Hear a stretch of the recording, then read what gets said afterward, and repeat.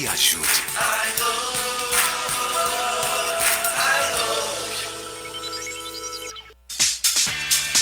Feitos Assessoria, assessorando o crescimento do seu negócio.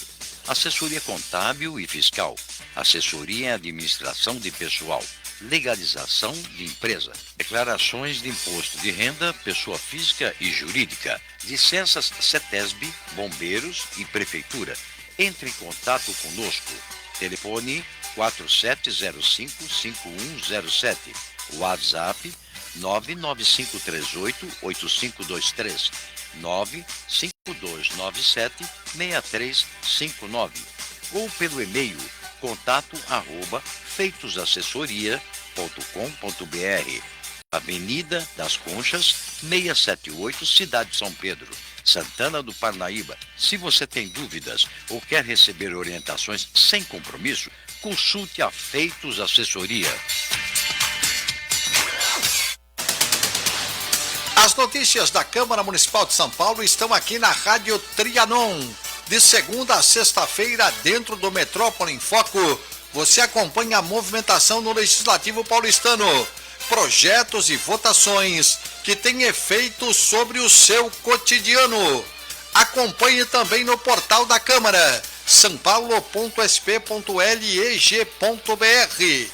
Rede Câmara São Paulo, sua conexão com a política da cidade. Trianon, 24 horas no ar, a mais paulista das rádios.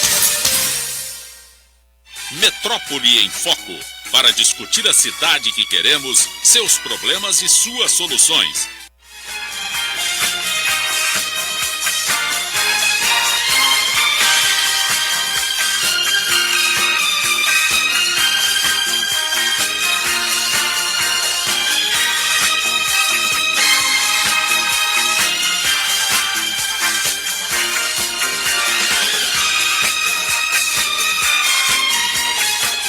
E abrindo aqui a semana de entrevistas, a semana aqui de sabatina, com os candidatos a prefeito aqui pela cidade de São Paulo. Hoje nós estamos recebendo, como nós prometemos e até divulgamos aí, o Altino Prazeres, ele que é do PSTU. Tá? Também aqui na mesa, compondo a mesa aí, nós estamos com o Renato Eliseu Costa, ele que é o doutor em políticas públicas e professor do curso de ciência política da Escola de Sociologia e Política de São Paulo. Bruno Hoffmann, repórter da Gazeta de São Paulo, Diário do Litoral. O nosso querido Célio Egídio, jornalista e comentarista aqui do Metrópole em Foco. Quero lembrar que o Altino Prazeres, ele tem 56 anos, é de São Luís do Maranhão. Ele migrou para a cidade de Recife aos 10 anos de idade. Foi operário na indústria química em Pernambuco, presidente do sindicato setor por 2 gestões. E depois que a fábrica em que ele trabalhava fechou, né?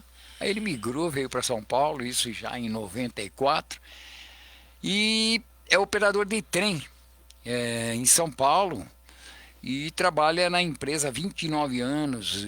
Também foi presidente dos sindicatos metroviários de São Paulo, por 2 gestões. Exatamente. Antes de mais nada, bom dia, Altino Prazeres. Seja bem-vindo, a casa é sua. Obrigado, bom dia aí pela oportunidade, a gente poder conversar um pouco e falar um pouco das posições políticas, do que a gente defende para a cidade. Ok.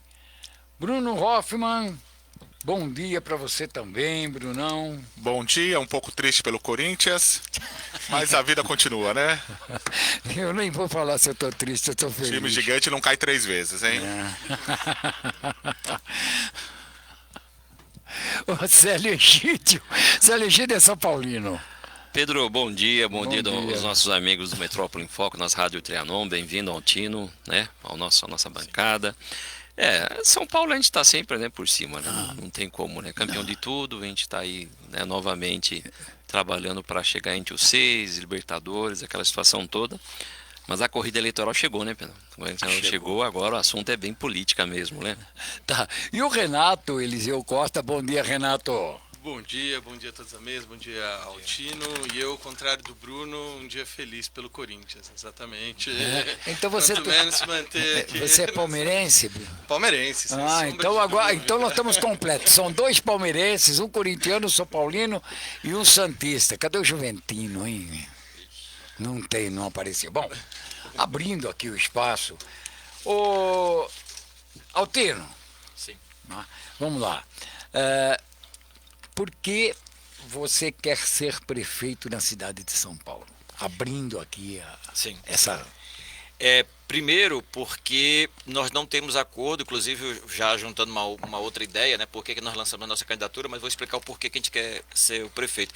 Uma, porque nós não temos acordo com as demais candidaturas, isso é muito importante, porque se tivéssemos acordo, a gente faria de alguma forma, com alguma diferença para lá ou para cá, a gente poderia fazer alguma coalizão, não sei, um apoio, mas não é o caso, nós não temos acordo, nós somos uma oposição de esquerda ao governo Lula, nós somos uma oposição de esquerda ao Tarcísio, somos uma oposição de esquerda ao Nunes.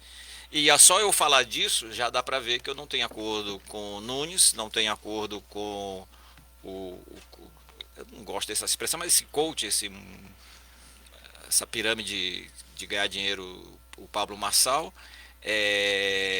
não temos acordo com as demais candidaturas, mas também nós não temos acordo com Boulos, porque como a gente é do espectro da esquerda, aí normalmente as pessoas perguntam, então por que vocês não estão junto com Boulos? Porque nós não temos acordo. Por exemplo, o governo Lula, o Arnaldo Azevedo, né? O nome daquele rapaz que foi da Veja, né? Reinaldo Azevedo. Reinaldo. Eu estava vendo uma entrevista dele, ele fez uma coisa interessante, não tem acordo com o Reinaldo Azevedo, mas não importa. Mas ele falou o seguinte, vocês não podem chamar o governo do PT de comunista, porque um cara que fez o arcabouço fiscal não pode ser comunista. O cara que disse que vai dar, não sei, esqueci o número, mas na casa de centenas de bilhões para o plano safra da agricultura, dos latifundiários, não pode ser acusado de comunista. Quem gere a sociedade e vai dar um dinheiro para o setor empresarial não pode ser chamado de comunista. E nisso o Reinaldo Azevedo, que não é comunista, ele tem razão. Eu só vou dizer o seguinte, inclusive ele usou que o governo Lula seria um governo de centro-direita. Eu estou com as lembranças, que o Zé Disseu, num debate, chegou a falar que o governo Lula seria um governo de centro-direita. Como pegou mal no PT, ele falou, não, é um centro-esquerda. O que eu quero dizer, o espectro político do governo Lula é esse. É um governo que vai servir aos grandes empresários, aos banqueiros, às multinacionais, e pode fazer um afago para dizer, olha, vou ajudar os mais pobres e tal, mas... De boa, todos os candidatos, até o Pablo Marçal fala que vai ajudar os mais pobres, né? Inclusive falou que vai transformar toda a pobreza em grandes milionários, né? Que vai fazer um milagre e vai fazer essa transformação. Mas o que eu quero dizer nós temos uma oposição, por isso nós queremos governar São Paulo, nós queremos apresentar nestas eleições uma alternativa que enfrente os grandes empresários, as multinacionais, as grandes empresas, os bilionários. Nesse sentido, nós consideramos que nossa candidatura é única. Por ser oposição de esquerda aos demais, ao governo federal, ao governo estadual, ao governo municipal, mas por apresentar uma candidatura que, aí podemos entrar nos detalhes do programa, que vai enfrentar esses milionários, bilionários. Aí nesse sentido, quando vocês então são socialistas e comunistas, sim, com prazer, com todo orgulho. O que não tem é que acusar o Boulos de comunista, aí o Marçal já está num grau de... Mas aí tem uma explicação.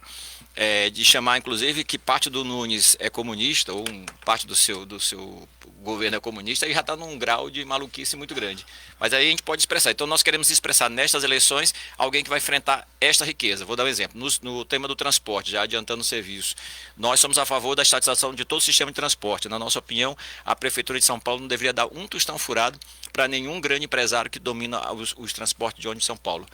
Significa fazer a CMTC, a antiga CMTC, ser dona da cidade, e mais controlada pelos trabalhadores e pela população de conjunto. O que eu quero dizer com isso? O Grupo Ruas, que domina metade do transporte dos ônibus de São Paulo, que agora se alia com a CCR para comprar parte do sistema metroferroviário, esses caras estão ficando bilionários, cada vez mais ricos. Nossa proposta é a gente não enriquecer e a prefeitura não servir para isso. E aí também isso vai para a saúde, isso vai para a educação. Então eu estou falando que é um projeto que você pode reparar nas outras candidaturas, não tem com essa visão e não tem com essa determinação que é a nossa política. Nós queremos defender os trabalhadores contra a exploração capitalista. Já vou também dizendo um outro tema. A turma fala...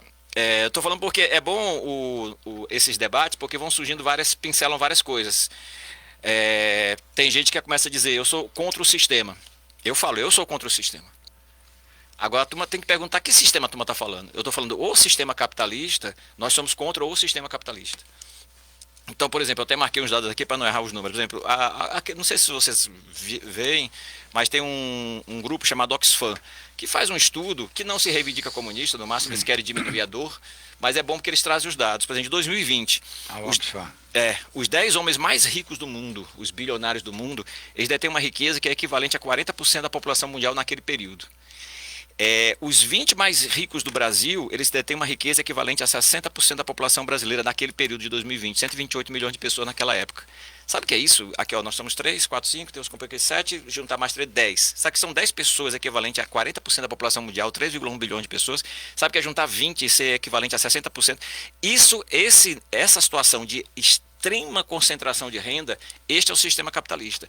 E o sistema capitalista não é que ele está em disputa e vamos diminuir, estão aumentando a concentração de renda. Nós somos contra esse sistema. Eu estou falando isso porque o Nunes milionário é contra o sistema, não é. O Bolsonaro é contra o sistema, não é. A não ser que eles estejam falando de outra coisa.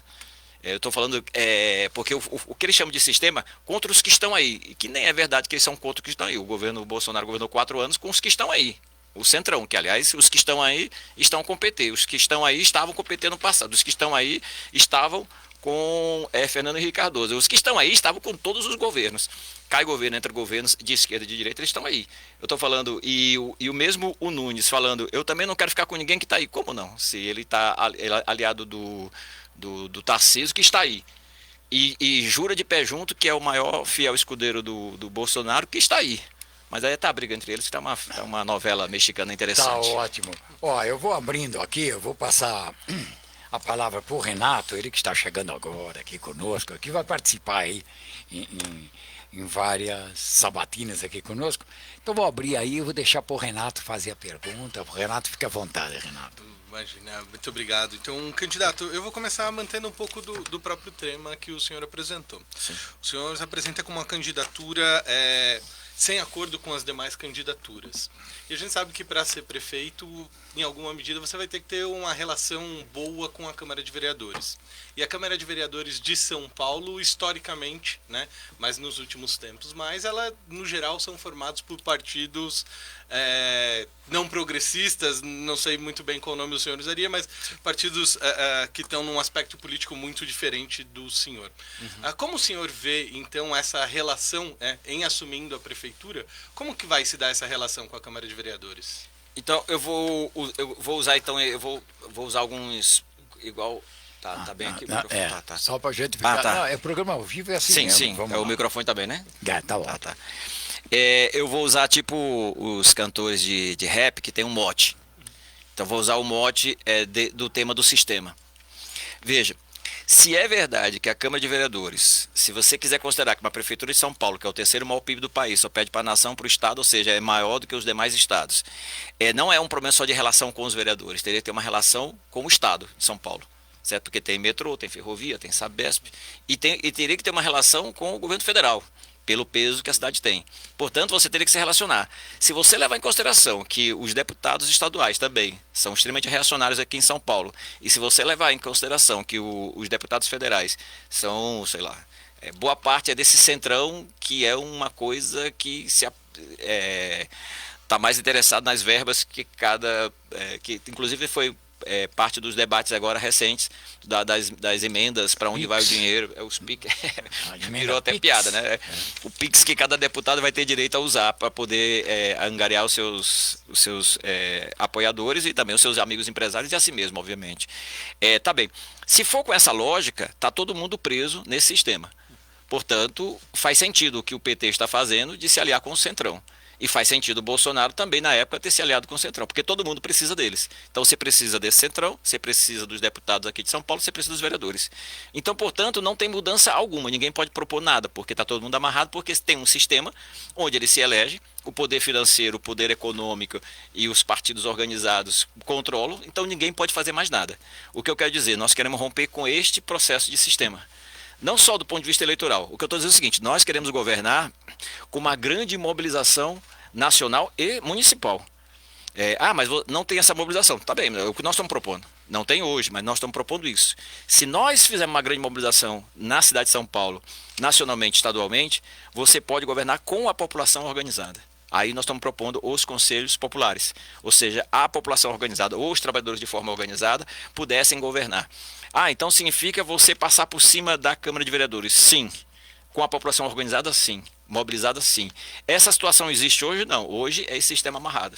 Nós não temos muita alternativa. Agora você tem duas opções. Ou você entra no sistema e faz parte desse jogo, ou você propõe algo diferente. Nós estamos propondo algo diferente. O senhor propõe uma mudança... Opa, esqueci do microfone. O senhor propõe uma mudança profunda do sistema. Como fazer isso na prática de uma forma democrática? Lembrando que o cargo que o senhor pleiteia é municipal, em teoria não seria possível haver essa mudança que o senhor deseja. É possível fazer isso de forma democrática? Sim. No atual sistema democrático brasileiro, você pode fazer processos de mudança. E até o fim do que eu estou falando, não vai ser, e vai precisar de, aí na minha opinião, e a opinião também do PSTU, precisaria sim uma grande mobilização nacional, uma revolução, que nós chamamos de revolução socialista, para a temor e sofrimento de todos aqueles que têm um pavor do que se chama socialismo e comunismo. Na verdade, a turma utiliza isso contra os seus adversários, né? Cada um chama o outro. Eu vou usar até um negócio do Manifesto Comunista, já que a turma quer falar de comunismo, eu vou citar aqui depois, porque isso é antigo.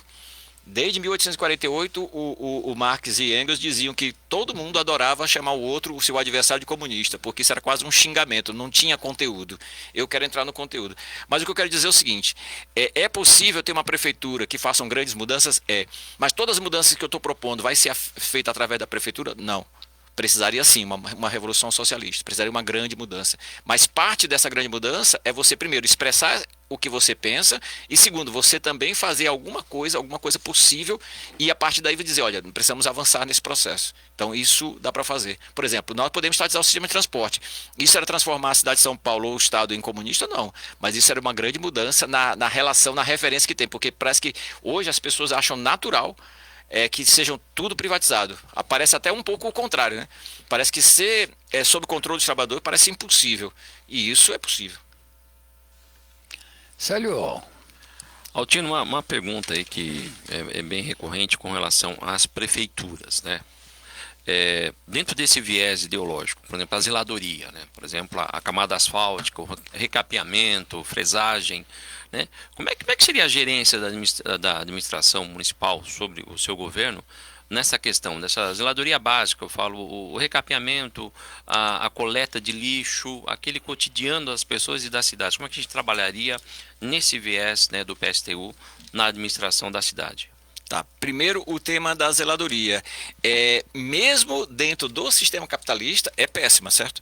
Eu estou falando porque aqui nós temos um elemento que é intrínseco, na minha opinião, ao próprio sistema capitalista, que é um processo de corrupção generalizado. É engraçado que até os mais de direita, ou os do meio, todo mundo meio que fala, eu sou contra a corrupção, mas depois você vai ver os seus parlamentares, os seus apoiadores, estão todos envolvidos nos PICs, nos seus processos de corrupção. E é interessantíssimo isso. O que eu quero dizer é porque em cada detalhe da prefeitura, todo mundo, assim, não sei se todo mundo, mas muita gente sabe, ou pelo menos sente, imagina, que ali é um grande elemento de corrupção. Então, por exemplo, as prefeituras, pode reparar, e não é só São Paulo não, viu? Isso é praticamente no país inteiro. Chega o final do mandato, perto das eleições, é um tal de, praticamente o cara quebra faz buraco para depois consertar o buraco. Não que não falte buraco, eu só estou dizendo assim, é um tal de conserta tudo, uma porque dá voto, porque dá visibilidade, e outra porque é uma grande maneira de dar pix para um monte de gente, certo? Então, essa é uma grande maneira de corrupção. Então, primeira coisa, nós temos que ter um controle da população. Eu repito isso porque isso é muito importante. Veja, os mais interessados que não haja corrupção, não é exatamente o empresário que é o que corrompe e vai ser o corrompido. Não é o diretor de uma empresa, o diretor do fiscalizador de um órgão que tem uma grande chance de ser o corrompido, porque é uma pessoa. Agora, se a comunidade, os trabalhadores que estão no setor, pudessem tomar conta e entender de tudo e saber para onde vai o dinheiro, não é que não teria corrupção, mas a chance de ter corrupção é menor. Eu vou dar um exemplo do metrô. O metrô é uma empresa estatal, nós defendemos estatal contra o setor privado. Para mim, eu posso explicar um monte de coisa aqui porque é mais vantajoso. Uma das grandes vantagens é não dar dinheiro para o setor privado. Então isso já é uma vantagem enorme. Eu economizaria dinheiro. Por que eu vou vou transformar a CCR em bilionário, vou transformar o Grupo Ruas em bilionário, se eu posso enriquecer a população? Então, para mim, isso é uma vantagem enorme. Só que dizer que a estatal está boa, isso aí também não é verdade. A estatal tem um monte de defeitos, a começar a cabeça privada. Então, por exemplo, o antigo presidente da CPTM recente agora, ele jurava de pé junto, porque agora todo mundo agora virou meio... Não digo coach, mas todo mundo virou um negócio de garoto de propaganda nas redes sociais, certo? Então todo mundo agora quer dar um show, quer dar uma influência, aquele negócio todo. Ele jurava de pé junto. Você reluta contra isso? Você está relutando ainda contra isso? Não queremos entrar no ramo também de divulgação nas redes sociais, porque é importante. Eu só estou dizendo porque antigamente eram uns dirigentes sisudos, né? Era aquele cara que você não via muito, batia na mesa... Sabe que hoje agora é uns caras que todo mundo precisa ter uma imagem. São caras precisam ser carismáticos também. Isso, faz parte do jogo agora um certo carisma. Tá bem, esse cara jurava de pé junto, que ele defendia a CPTM, que ele vestia a camisa da empresa. Já foi para o grupo ligado ao CCR. Então, ele tirou a camisa, igual jogador de futebol, tirou com a camisa e beijou o novo símbolo com uma velocidade tão grande quanto ele dizia que amava o anterior. O que eu quero dizer com isso? Na zeladoria, se tiver o controle da população, a gente poderia evitar um monte de corrupção. E segundo, nós poderíamos escolher o que fazer e não ficar à mercê de cada político de momento ou de ter vantagens eleitorais. Quer ver um negócio que não acontece? Em São Paulo até hoje não tem saneamento básico universal que a gente chama, ou seja, não tem esgoto para todo mundo. Às vezes até chega água, mas o sistema de esgoto não tem, em vários bairros. Por que a gente não vê essas obras, por exemplo, quando termina a prefeitura, a gente só vê obras na rua? Porque na rua a turma vê. O do esgoto tem uma vantagem para o município, para o estado, violenta. Por quê? Porque você vai diminuir os problemas de saúde das pessoas, você vai melhorar a vida das pessoas, só que isso não tem visibilidade. As pessoas querem ter visibilidade. E mais, a turma quer ter visibilidade e quer um retorno financeiro rápido. Por isso que é um tal de obras em final de mandato. E no metrô e na ferrovia, em várias outras empresas estatais, é algo parecido. É impressionante como os caras gostam de tirar piso e trocar piso também.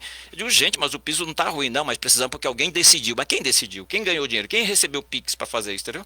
Então, são coisas que teria que ter o controle da sociedade, em particular dos trabalhadores que estão envolvidos no setor, porque nós sabemos o que mais ou menos o que precisa e o que não precisa. Agora, um dirigente escolher que tem que trocar o piso, tem que consertar uma pista, recapear a pista, por quê? Não teria outras prioridades? O que deveria ser feito? Então, por isso que nós falamos que a zeladoria também precisa ter um controle da sociedade, em particular dos trabalhadores. Bom, Altino, já que você está falando aí em metrô, CPTM, né? Que é a sua área essa, né? Isso. E disso aí você entende bem. Então nós estamos falando de mobilidade urbana, nós estamos falando de transporte público, né? Qual a sua proposta, né, para transporte público? E a opinião que você tem aí sobre tarifa zero? Tá bem. Então eu já vou aproveitar aqui, já que eu estou usando, vou repetir aqui, mas só para o mote do rap, né? Sistema, eu vou ficar repetindo várias vezes o negócio do sistema. Mas você tem uma modinha aí para cantar para nós também? Não, mas se eu for fazer isso... Mas aí o rap da CPT... É só o mote, Apesar que eu gosto em particular do Racionais. Quando eu cheguei em São Paulo, eu achei muito interessante. Eu não conhecia... E eu vi aquela molecadinha, eu acho que eu cheguei na época da Copa, 94, acho que tinha uma Copa. E eu fiquei hospedado na casa de um amigo meu que tinha um kitnet, e aí eu tava procurando emprego e tal. Aí eu vi aquela molecada andando, cantando uma música longa e um ritmo que eu não conhecia, e eu disse, rapaz, como é que essa música... Aí depois que eu fui entender que era o Racionais, era impressionante, era muito interessante. Tá bem, veja, eu vou me referir a 2013 e vou entrar no tema do sistema. O ano passado, nós tivemos uma greve de metrô, ferrovia e trabalhador da Sabesp, contra as privatizações. No fundo, a gente estava resistindo, o que não é fácil, exatamente porque os vereadores de São Paulo têm um peso gigantesco e estão na mão do governo.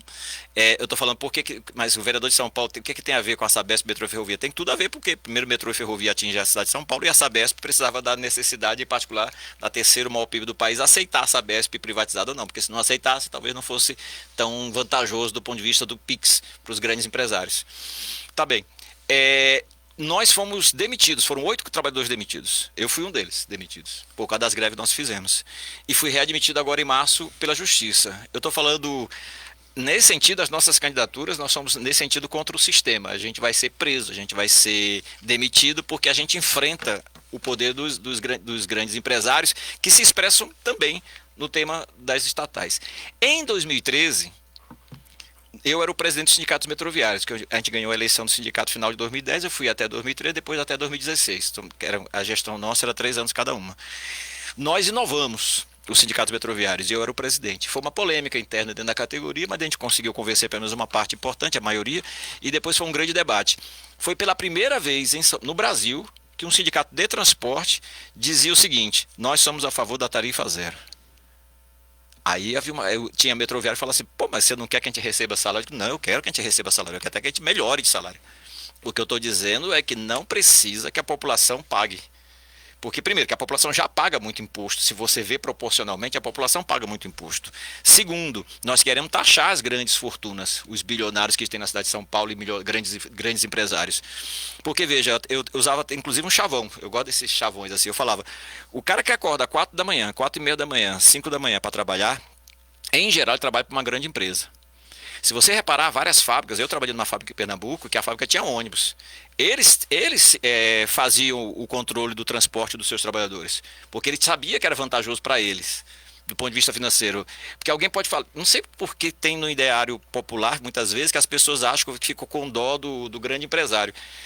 Eu vou voltar aos números que eu falei. Você tem dó de 10 bilionários mais ricos do mundo, que tem uma riqueza equivalente a 3,1 bilhões de pessoas. Você tem dó de 20 bilionários do país, que tem uma riqueza equivalente a 60% da população. Você tem dó dos 60% da população. Eu estou falando, isso não faz sentido, tá bem. O que eu quero dizer? As pessoas vão trabalhar muito cedo, ou muito tarde, que tem um turno da tarde e da noite, para trabalhar para as grandes empresas. As pessoas vão para as lojas, para os shoppings, para consumir o produto destas grandes empresas. E a molecadinha vai estudar para um dia ser um trabalhador das grandes empresas. Nada mais justo que essas grandes empresas, que cada vez estão mais ricas, paguem o custo do transporte. Eu estou falando que para mim isso faz todo sentido. O que eu quero dizer, a tarifa zero pode ser feita desde que, para começar, na cidade de São Paulo.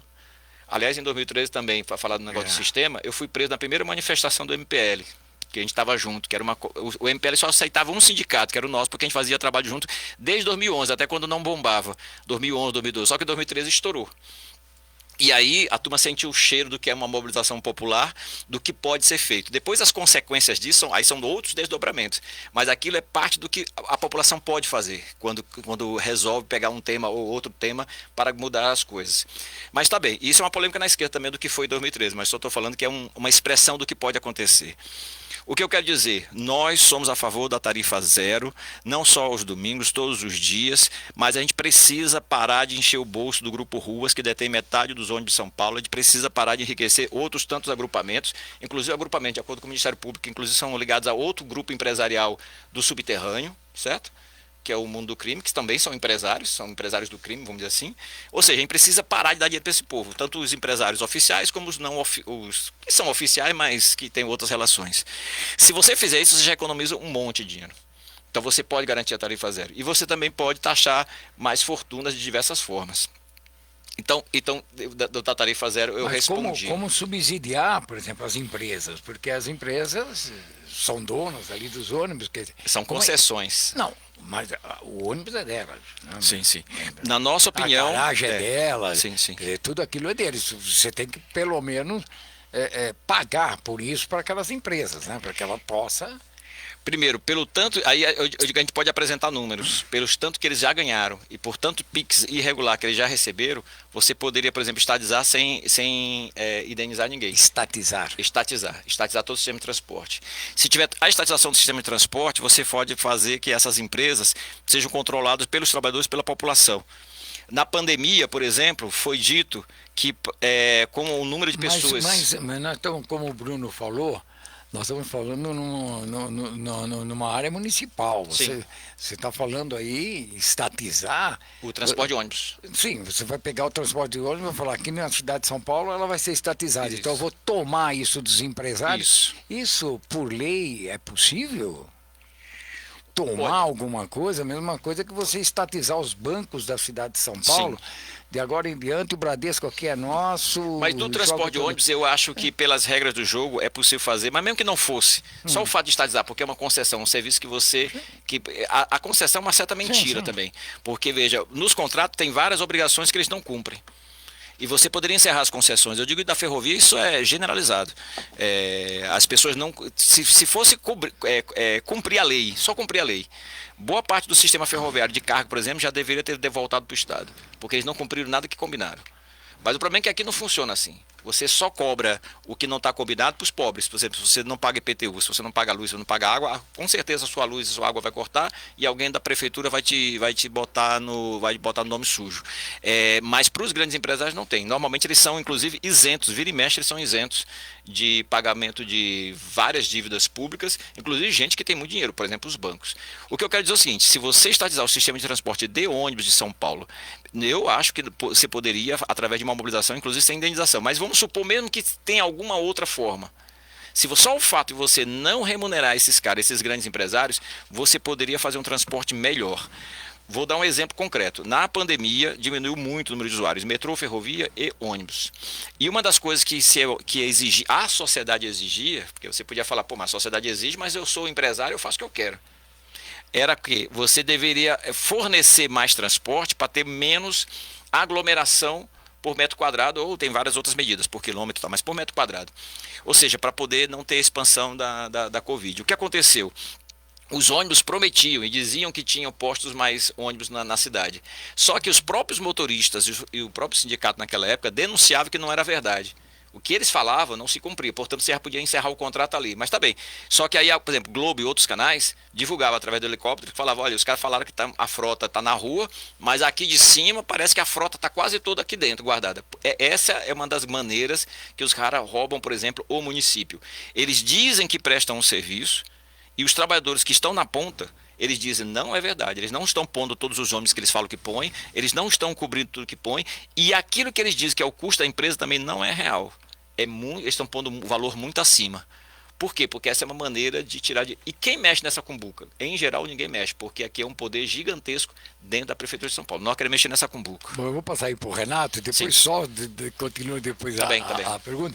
Quando, assumindo a Prefeitura, caso seja eleito, assumindo a Prefeitura, um dos primeiros projetos seria esse mesmo. Isso. Vamos estatizar o sistema de transporte. E aí a gente tarifa zero. E tarifa zero. Aí nós vamos debater... Segunda a sexta. De domingo a domingo. De segunda a domingo. Segunda a domingo. Estou falando isso... eu só trabalho de segunda a sexta, então chega no sábado, eu não uso transporte. Mas importante ver a transição disso, como vai ser feito, porque pode ser que não seja de imediato, mas esse é o projeto.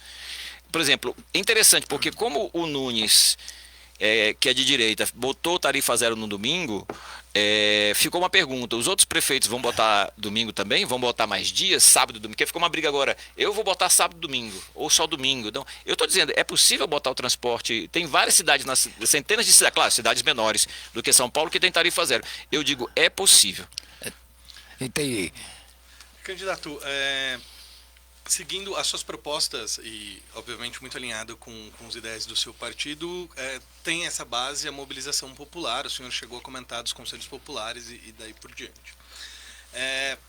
Mas quando a gente olha, principalmente ali depois da reforma trabalhista do governo Temer, a gente vê o enfraquecimento do papel dos sindicatos e da base trabalhadora, a organização da base trabalhadora como um todo. Então... E o próprio candidato comentou, né? A gente comentava que falou brevemente das redes sociais, do papel dos influencers, e o candidato comentou da necessidade da própria candidatura e estar mais presentes nas redes sociais. Então, sim, considerando um pouco esse novo cenário do enfraquecimento dos sindicatos e ainda a não presença constante do partido dentro das redes sociais, como o senhor pretende, então, implementar essas políticas públicas ou mobilizar essa população para conseguir aí implementar a tarifa zero ou outras políticas públicas do senhor? Essa é uma pergunta interessante por dois aspectos. Primeiro, quando cada candidato se apresenta, é claro que tem muitos partidos que não têm nenhuma visão exatamente ideológica, apenas a gente poderia chamar o partido... O PQP, eu sei que pode parecer outra coisa, mas é o partido que quer o poder, certo? Não está interessado exatamente em alguma definição de alguma coisa. Qual o seu grande desejo? Eu quero o poder. Não tem um projeto específico. E tanto é que a turma migra de projeto para lá e para cá de uma forma rápida. E a turma adora também um projeto novo, né? Isso também acontece muito. Então teve o pita fura-fila, teve, sei lá. O monotrilho aqui em São Paulo já é uma expressão desse suposto novo, que não faz o menor sentido, os monotrilhos. Assim, você pode fazer monotrilho pequeno, mas não para a cidade. Cidade seria metrô, o tradicional de forma gigantesca, e o monotrilho para um bairro para o outro. Aerotrem. O Fidelis nem pensar. Agora nós temos o Fidelis, o novo Fidelis, né? Que é agora como é que é o teleférico. Então, a cada época, em São Paulo em particular, porque é uma cidade muito grande, aparecem uns projetos assim inovadores. Daqui a pouco vamos fazer um balão de transporte, sei lá, vamos inventar qualquer coisa. Por um padre para dirigir. Mas veja, como se a gente hoje não tem um poder de mobilização e tal, porque... Então eu tenho uma pergunta antes. Tirando os partidos PQP, que quer o poder, que não tem nenhum projeto, os partidos que têm algum projeto específico, como é o caso do PSTU, que tem uma definição político-ideológica, mas também um projeto político. Primeira pergunta você tem que saber qual é o projeto que esse partido defende. No nosso caso, nós estamos dizendo alguns dos elementos. Veja, o fato de ser difícil hoje não quer dizer que, ao ser difícil, porque se for um critério desse, a gente vai sair de um partido socialista revolucionário de oposição de esquerda e vamos ser um PQP. Porque, veja, se eu considero que é difícil, e eu concordo que é difícil hoje, nesse momento, eu posso dizer, já que é difícil, eu vou ser um PQP. Então, eu estou querendo dizer assim, prepara você conseguir o seu objetivo, o seu projeto para defender o conjunto da sociedade, nós temos um elemento.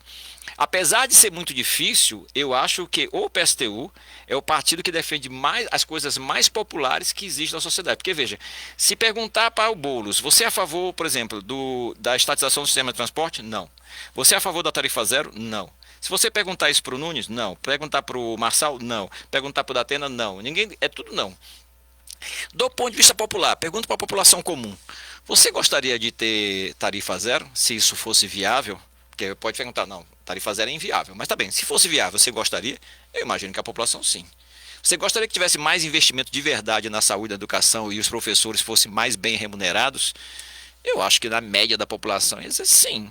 Você sabia que para remunerar melhor a população, os trabalhadores da educação, por exemplo, os professores, era melhor ser estatal, porque se você for dividir a grana, o recurso que vai, uma parte importante vai para o empresário, e se você tirar o empresário, o mediador, e você desse direto para o professor teria um salário melhor, estaria um pouco mais animado, e se você pudesse mais dinheiro da educação, você poderia ter 25 alunos por sala de aula, ou não 40, 45 como tem hoje, e não era melhor para a educação? Eu acho que na verdade... O que eu estou querendo dizer, as nossas propostas, na minha opinião, são as mais populares. O problema é que a turma acha inviável, porque a turma fala, poxa, mas com a Câmara de Vereadores você não vai conseguir, poxa, com os deputados estaduais que tem aqui, ninguém vai te dar apoio, poxa, o teu partido é pequeno, poxa, você não tem essa visibilidade nas redes sociais, até porque a rede social também faz parte do financiamento, porque a turma considera a internet como se fosse a coisa mais democrática do mundo. Aqui tem uma grana violenta, é um investimento violento, então o dinheiro que entra é pesado para você...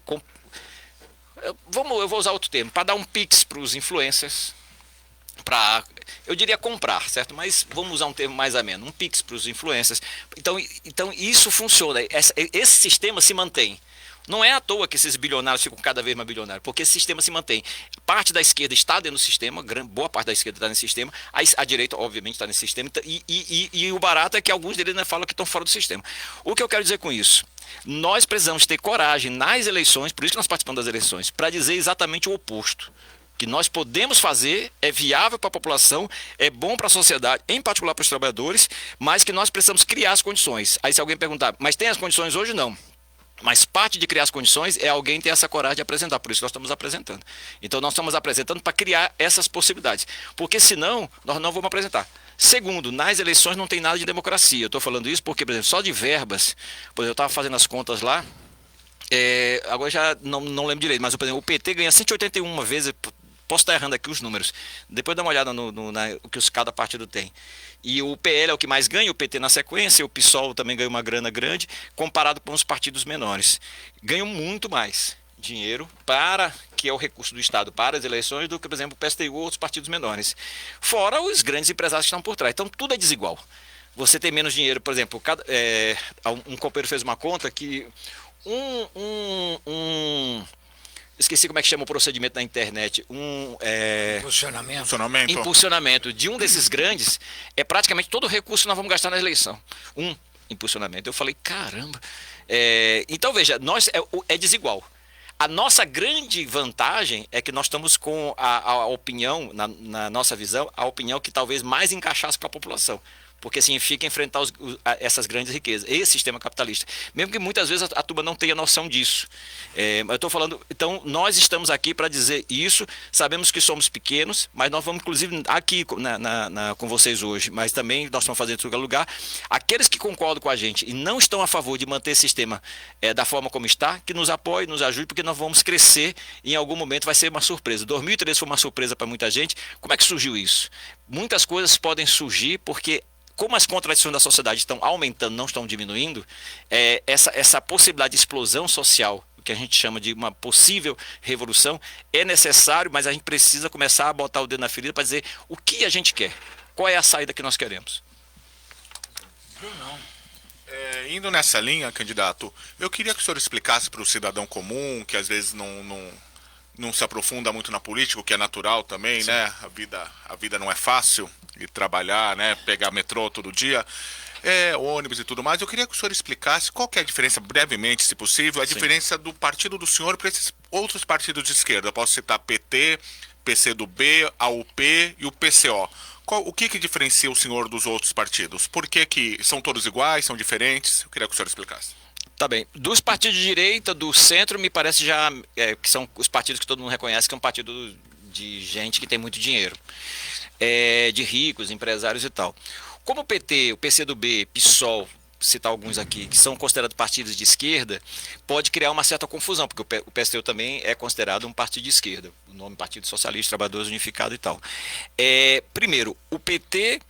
Eu vou usar a expressão do Lula, porque do Lula lá atrás. O Lula uma vez falou numa das entrevistas, falou, vocês ficam falando que eu sou socialista, eu nunca fui socialista na vida. Nunca defendi isso. Vocês que dizem que eu não sou. E é verdade, o Lula nunca foi socialista. O Lula sempre defendeu manter as coisas como estão, no máximo dar uma ajuda um pouco a mais, a menos para os trabalhadores. É basicamente isso, não tem... Ou como disse o Zé Disseu, que ainda é um dirigente do PT, o governo do PT é um governo de centro-direita. Como pegou mal, ele falou que era de centro-esquerda. Mas no fundo, o projeto do PT, por exemplo, o arcabouço fiscal. O que é o arcabouço fiscal? Era o que a parte da esquerda falava do Temer, que era o PEC do fim do mundo, que era o quê? Você garante tudo para a dívida pública, tudo para os grandes empresários, agora para a saúde, para a educação, para o transporte, para o serviço público, você tem limites bastante estritos. E o Lula fez o arcabouço fiscal. O que eu quero dizer é o seguinte, o governo do PT, que dentro do governo do PT está o PCdoB, está o PSOL, estão essas organizações, eles estão mantendo esse sistema que eu estou falando aqui, dos grandes bilionários dominando o mundo e o país. Faz parte do sistema capitalista, por mais que eles digam que tem interesse em ajudar os mais pobres. Diga-se passar essa ideia de ajudar os mais pobres, até os de direita falam, certo? Até o Nunes chega num... Nunes não, o Marçal chega num... Aí porque aí as pessoas falam qualquer asneira e fica por isso mesmo. Ele quer transformar todo mundo em milionário. Então aí já é um... Todo mundo vai ser empresário. Todo mundo. Eles vão explorar quem, né? Porque vai ter que ter um exército de explorados para poder encher de milionário. Mas faz parte da propaganda dele. O que eu quero dizer é o seguinte, nós somos contra esse sistema capitalista. Por isso que nós não estamos com eles. Porque nós não queremos governar para fazer o arcabouço fiscal dar dinheiro para os banqueiros que estão por trás da dívida pública. Nós não queremos fazer um projeto como o projeto Safra, que vai encher... na casa de centenas de bilhões para os latifundiários que são riquíssimos. Nós não queremos fazer um projeto que mantenha, por exemplo, os principais bancos do país o ano passado, tirando a inflação, tiveram 15% de aumento, de acordo com os trabalhadores dos bancários. E não querem dar nada de reajuste para os trabalhadores do banco. Isso tirando a inflação. Nós não queremos isso. Nós queremos o inverso. Por exemplo, por que o Banco do Brasil e a Caixa Econômica não poderiam... Reparou que boa parte dessa esquerda fala de tem que baixar os juros? E por que não dar o exemplo? Porque o Banco do Brasil não é o primeiro e a Caixa Econômica, que são empresas federais, não são os primeiros a dizer eu vou fazer uns juros baixíssimos aqui, porque eu vou competir e o mercado vai ser obrigado a baixar junto comigo. O Banco Itaú, o Bradesco, eu vou dar uns juros aqui de 1% ao ano para dar empréstimo. Por que eu não posso fazer isso? E por que não faz? Porque a lógica é outra. Porque senão o mercado vai para cima deles. E mais do que o mercado vai para cima dele, eles têm acordo com isso, porque eles querem que tenha mais dinheiro para o Banco do Brasil e o Caixa Econômica para poder fazer os PIX para os seus amigos deputados. Eu estou falando, é parte desse negócio, por isso nós não estamos com eles. O PCO já é um outro agrupamento que fala assim, coisas sei lá, tão fantásticas quanto o Marçal pela esquerda, né? Tanto é que ultimamente defendeu o Marçal, que o Marçal está sendo em tese perseguido. Já chegou a falar do Trump, já é um pessoal, um caso à parte. Não vou entrar nesse ramo não, porque não sei exatamente como é que pode se definir essa organização. A UP não, a UP também fala que é socialista e comunista, também faz essa argumentação, só que um detalhe importante, a UP, quando faz os debates, eles não vão a fundo no debate do que é o governo do PT, como a gente faz. Porque, veja, a esquerda, que é revolucionária socialista, tem que ter a coragem de dizer, se você defende outro projeto e outro sistema, o sistema não é um ente sozinho. Não são só os grandes bilionários, as multinacionais, as grandes empresas. Tem governos que os representam, certo? E o governo que os representa neste momento é o governo do PT. Como foi no passado o governo Bolsonaro, como foi no passado o Temer, como foi no passado o Dilma, como foi... E a gente vai voltando. Então, você tem que ter coragem de dizer... Temos contra o sistema de conjunto e seus governantes, os seus administradores. E tem nome esses administradores. Poxa, mas os caras também se chamam de esquerda. Tá bem, mas não são. Ou melhor, pode até, dependendo do que você quer dizer, se for de costumes, alguma coisa, pode ser, não ser. O que eu quero dizer, do ponto de vista do sistema, mantém tudo isso. E mesmo dos costumes, uma coisa é falar. Por exemplo, se você tira recursos do setor, por exemplo, que defende as mulheres, por exemplo, recursos que vão para as casas-abrigo para as mulheres que são ameaçadas pelos seus parceiros, você pode falar o que você quiser, mas no final das contas, você não está ajudando a luta contra o machismo. Eu estou falando isso porque, na vida real, em cada ramo desse, do ponto de machismo, da LGBTfobia, do racismo, significa dinheiro. Para onde vai esse dinheiro? Se você dá mais dinheiro para o banqueiro, não tem como você dizer que está lutando contra o machismo se você está tirando recursos, por exemplo, das casas-abrigo. Então, as coisas depois se concretizam. Então, eu estou falando por isso que o PSTU é diferente nesse sentido. Nós somos socialistas, somos revolucionários e somos oposição de esquerda ao governo Lula, ao PT. E vou entrar, porque eu pessoalmente, tem gente aí que não gosta das polêmicas. Eu, particularmente, adoro polêmica, porque eu acho que é bom porque expressa. Nos debates algumas pessoas dizem, então vai você para, já que você é comunista, porque o pessoal mais que não entende muitas coisas fala assim, vai para Venezuela e vai para China. Digo, eu não, vai você, porque Venezuela é capitalista. Tem a bola e burguesia que ganha muito dinheiro. E na minha opinião, a Venezuela sim é uma ditadura. Então você apoia a extrema-direita da Venezuela? Não tem nada a ver uma coisa, só estou dizendo, eu estou constatando um fato da realidade. É uma ditadura, nós temos gente na Venezuela, as pessoas não podem se organizar, não podem fazer greve, não podem se mobilizar. Isso se chama ditadura, como era a ditadura brasileira. Mas os caras são de esquerda, tá bom, mas você pode dar o nome que você quiser, mas é uma ditadura e é capitalista. China é comunista. Digo, gente, como comunista? Está cheio de bilionários chineses, está cheio de multinacionais.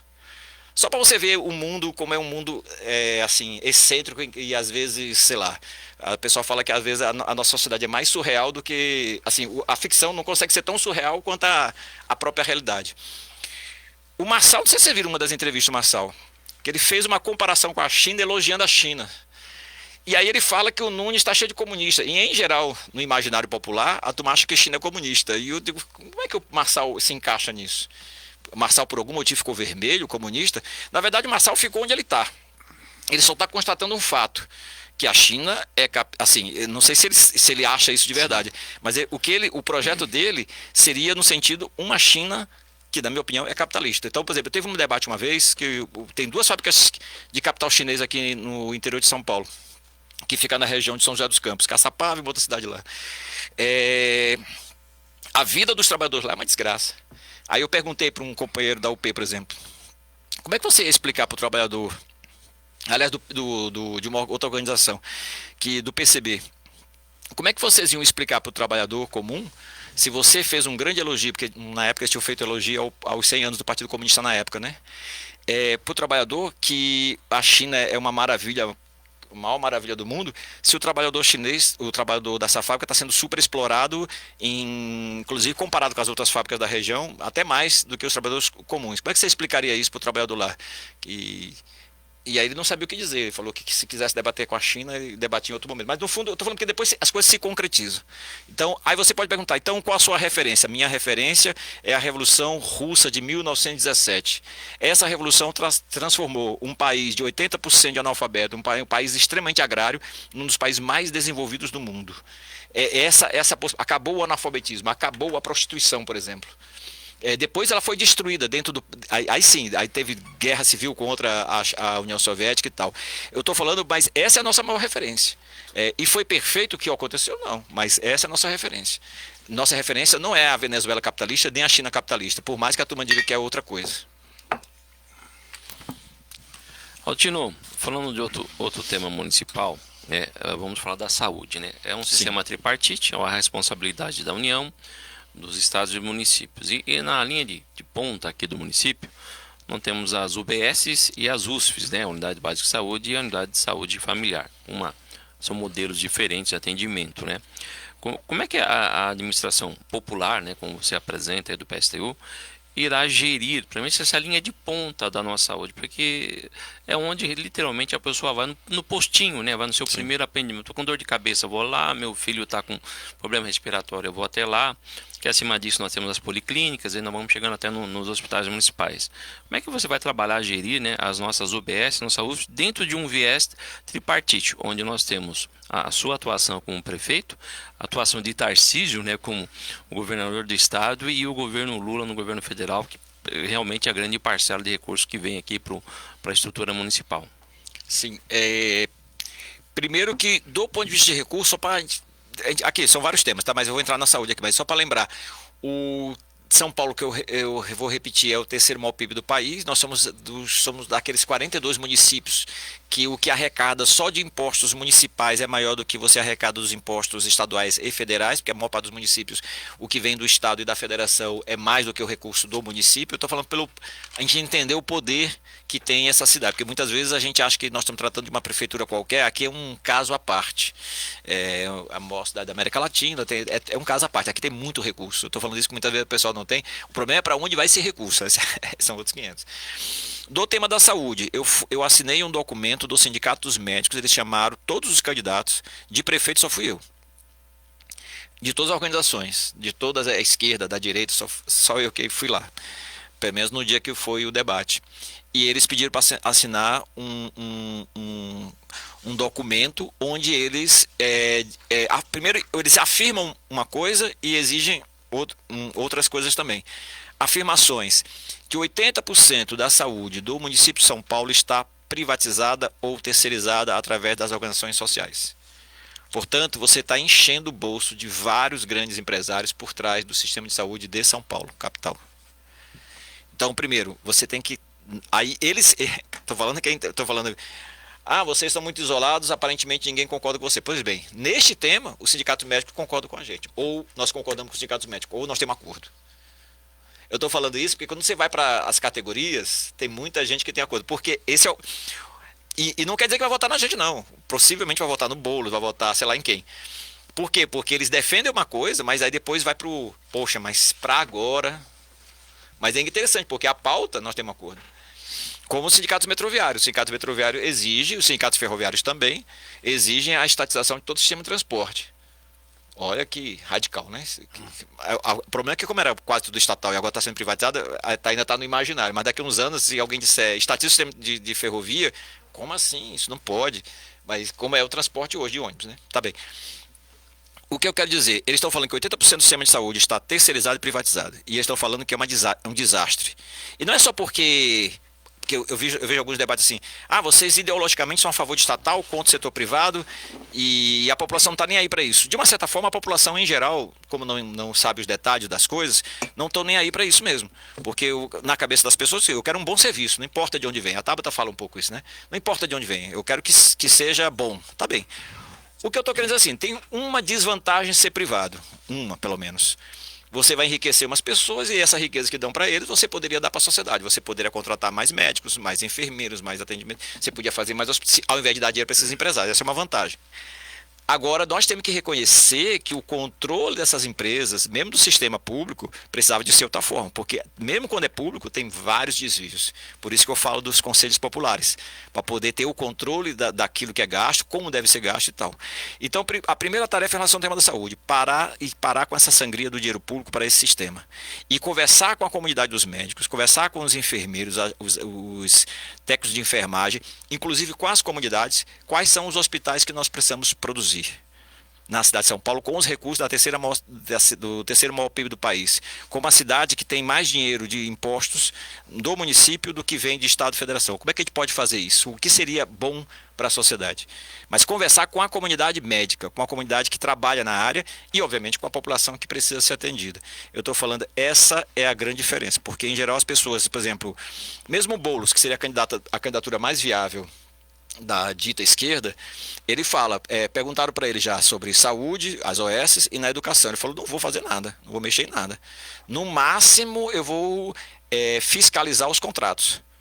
Pode fiscalizar, porque vai continuar do jeito que está. Porque... Só uma pergunta, peraí, você está falando aí, ó, sobre saúde, o grande problema são essas OS, né? E aí seria melhor voltar, né, ter esse controle todo na mão da gestão, e esse dinheiro que se repassa para a OS melhor ser aplicado. Isso. Bom, vamos lembrar o seguinte, que antes de passar para a OS, tudo isso acontecia pela gestão. Era eles que tomavam conta, a própria gestão que administrava tudo isso. De repente pegou as OS e passaram começaram a passar para a OS.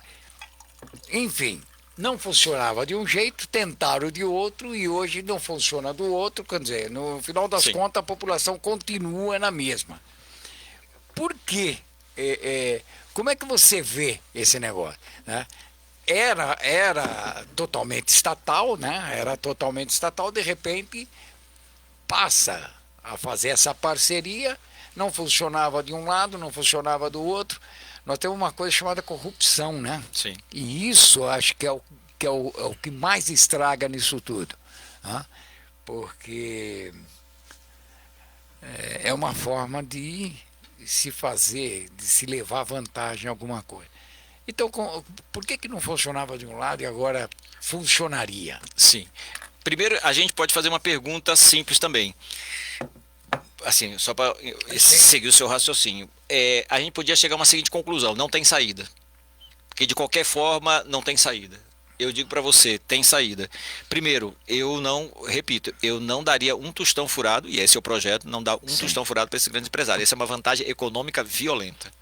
Segundo, ser estatal, ser do SUS, não é garantia. Não é automático. Ser do SUS serviço vai ser bom. Para começar, porque tem pouco recurso para a saúde. Por exemplo, aqui em São Paulo, já estou fugindo aqui o número que eles dão para o orçamento, eles não cumprem. Agora já, se não me engano, era 26, eles querem para 30. E tem 32 bilhões. Tem também conta de porcentagem. Eles destinam 6%, uma parte que já está fixa, e uma outra parte que é gastar para a saúde, eles não gastam.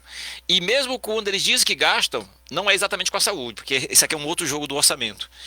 Muitas vezes eles dizem assim, vou gastar na educação, isso tanto federal, estadual, municipal. Eles falam, vou gastar na educação, na saúde. Quando você vai ver mesmo os recursos com detalhe, muitas vezes, isso aqui não tem a ver com saúde, mas está lá dentro do pacote.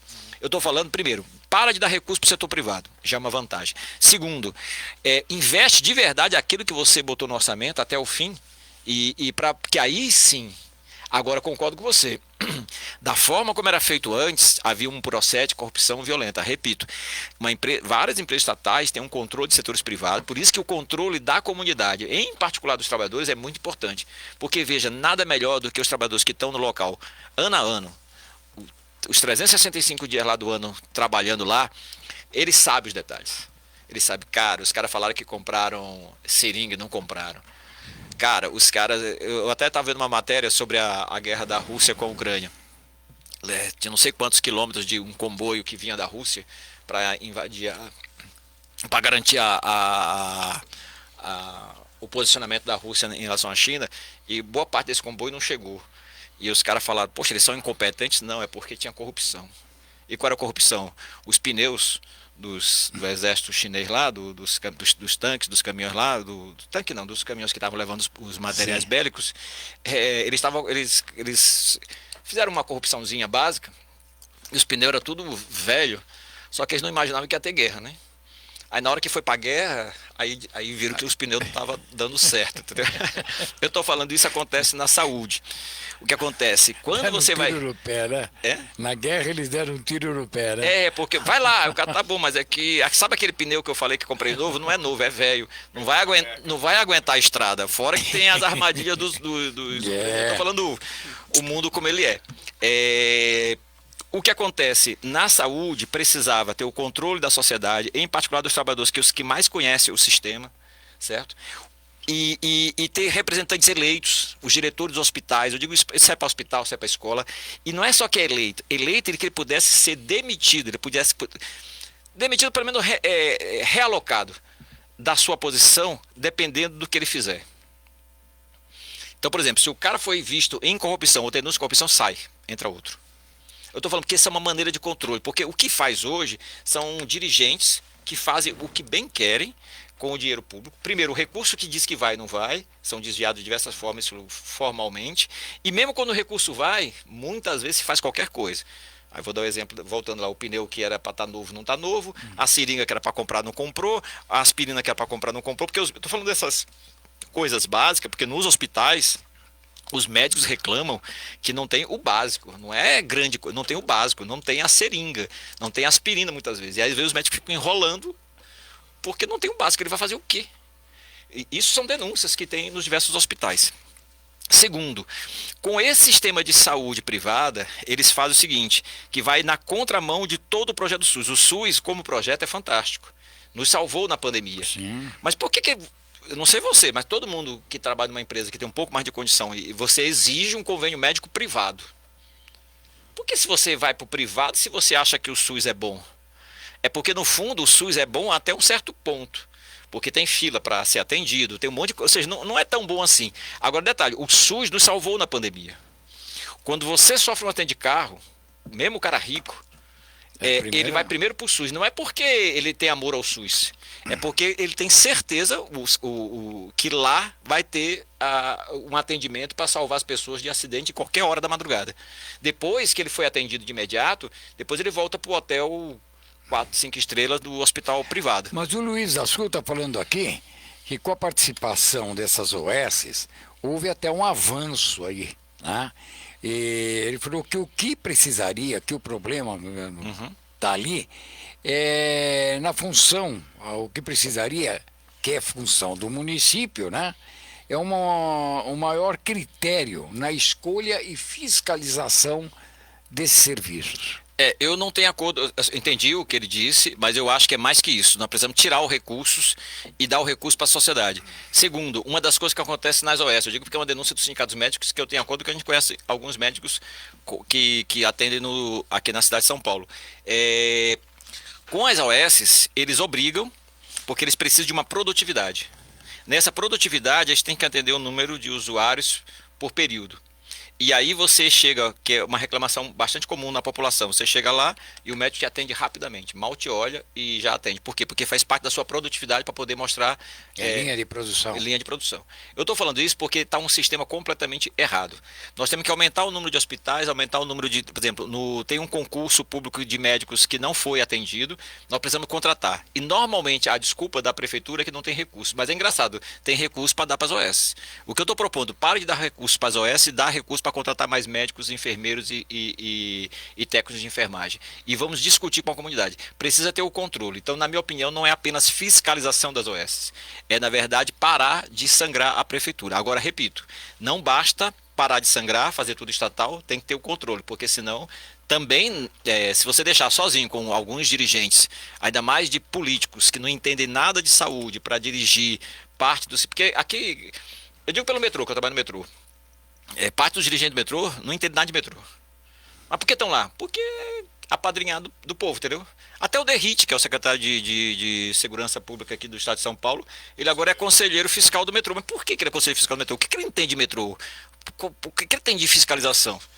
Mas é para dar uns 6 mil para ele, porque ele faz uma reunião por mês e ganha 6 mil. Pronto, e aí dá 6 mil aqui, dá 6 mil do outro conselho. É uma maneira de dar dinheiro para os caras. Nós estamos propondo acabar com essa farra do boi que tem no setor estatal. Mas também nós não queremos encher de dinheiro pouquíssimos empresários e, na verdade, ferrar a vida do profissional. Nós queremos dar condições para o profissional, contratar mais profissionais e um controle da comunidade. Renato.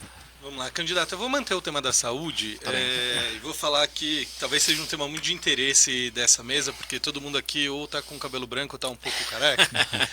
Que o IBGE... eu faço luzes. Tô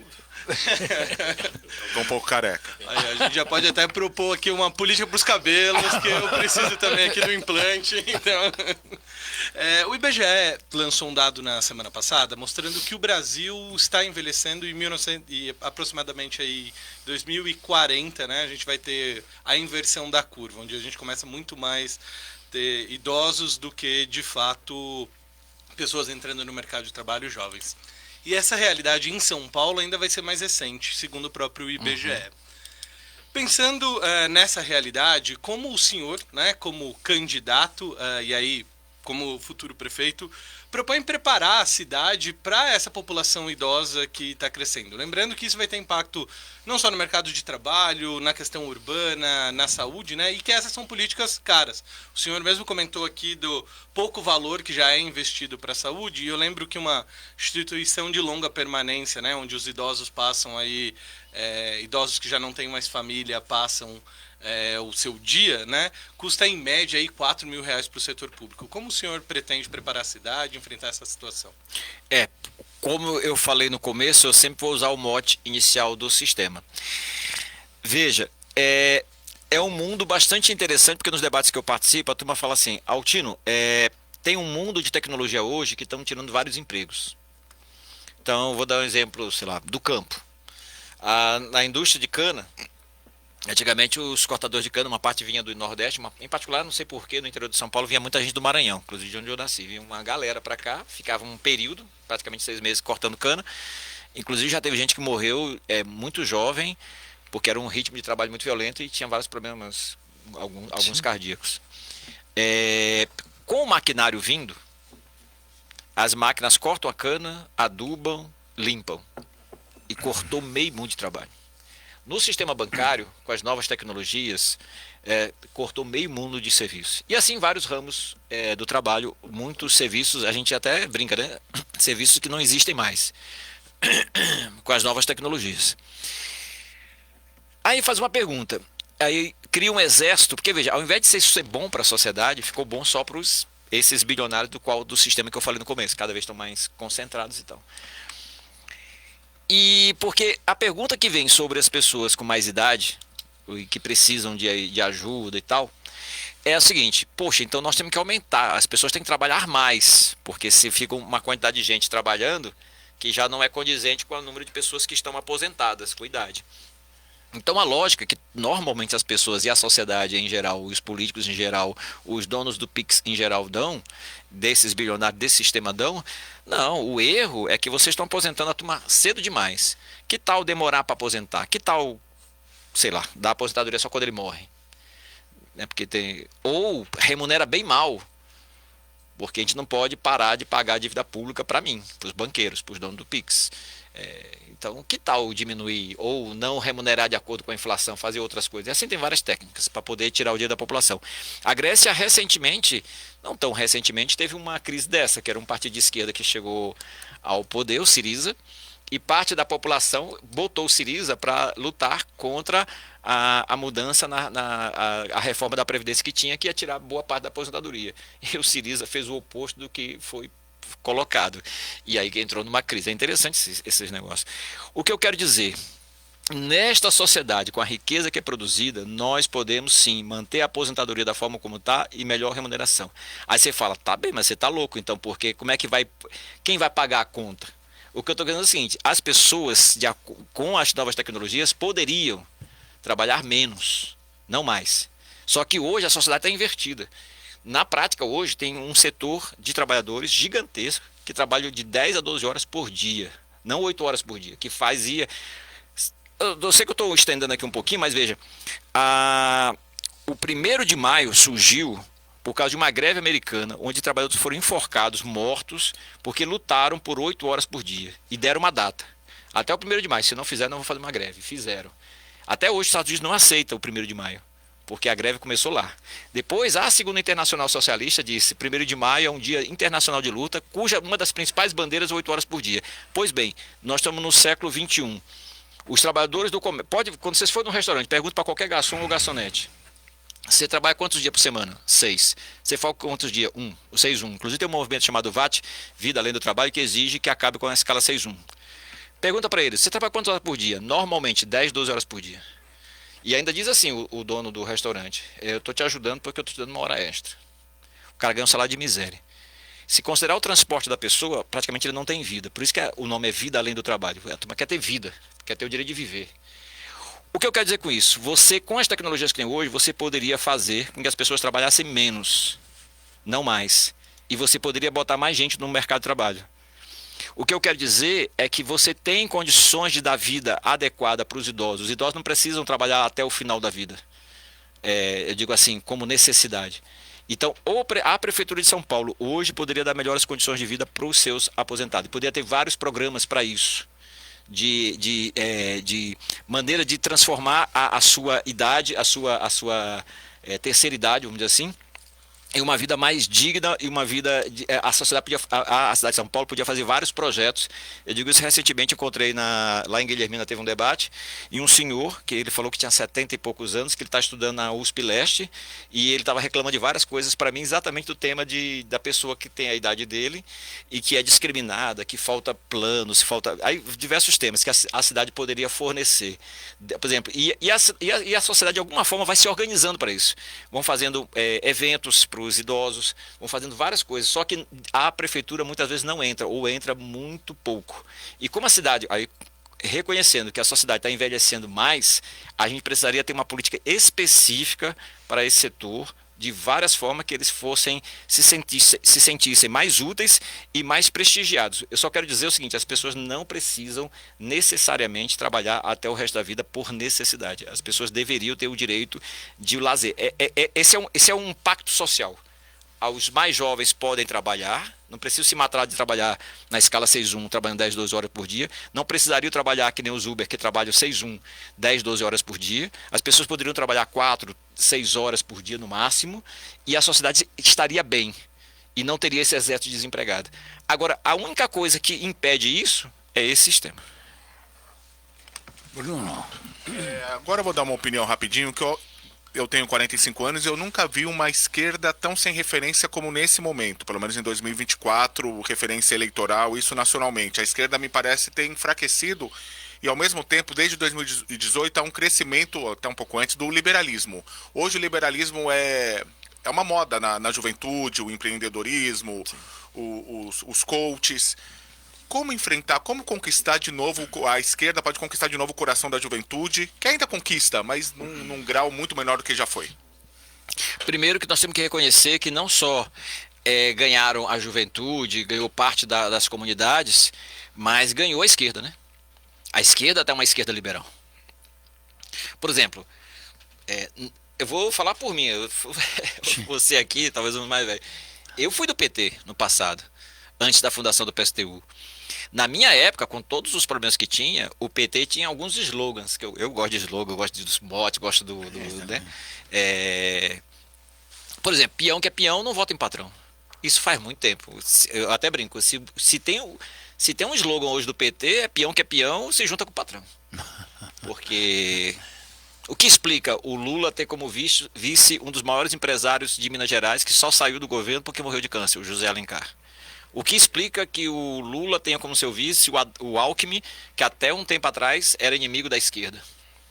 Era inimigo dos metroviários, porque foi ele que privatizou a linha 4 e 5. Foi ele que fez um dos maiores ataques ao movimento popular, que foi a desocupação de Pinheirinho num domingo de madrugada, com helicóptero jogando bomba, cachorro, tropa de choque, que explica que a juventude, por exemplo, que ocupou escolas naquele período e que lutou em 2013 contra o aumento da passagem, e seu inimigo era Alckmin, mas não só Alckmin, era o Haddad também, que era o prefeito, porque eles queriam manter o aumento.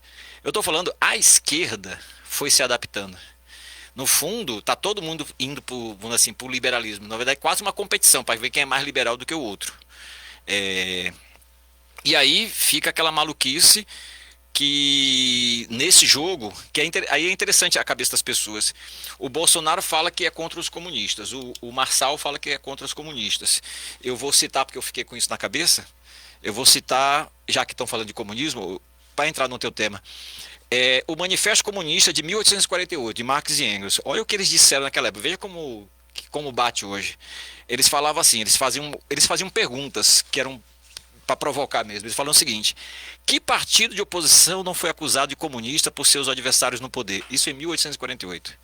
Que partido de oposição, por sua vez, não lançou a seus adversários de direita ou de esquerda a pecha infame de comunista? Comunista é quase um palavrão. Na verdade, quando você chama o cara de comunista, está querendo xingar o cara. Você é um comunista. Tá chamando pra briga. É como se alguém me chamasse de Marçal. Para mim é um xingamento. Sabe? Você é Marçal de nada. Aí você tá de sacanagem. Aí você está me xingando. Né? O que eu quero dizer? O termo comunista é um assustador. Que amedronta. E desde a época da Margaret Thatcher, nos anos 90, o liberalismo entrou numa força muito grande.